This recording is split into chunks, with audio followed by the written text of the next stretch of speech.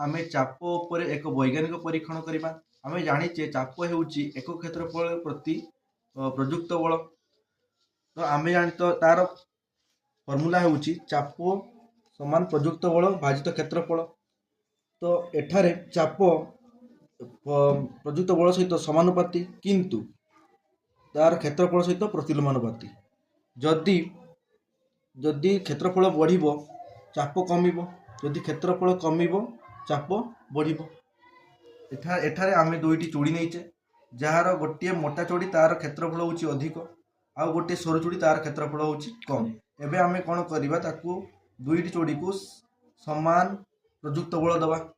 देख एटा आमे देखि पारुचे जार क्षेत्रफल अधिका थिला ता ऊपर प्रेशर कम लागिबो, ता ऊपर चाप कम लागिबा हेतु से तल बाली धसिला नहीं, किंतु सरू चोड़ी रे क्षेत्रफल चोड़ीर क्षेत्रफल बहुत कम थिला, तेणु ता ऊपर चाप अधिका लागिबा जोगु से बाली धसी गला। तो आमे एक्सपेरिमेंट सक्सेसफुल। Thank you.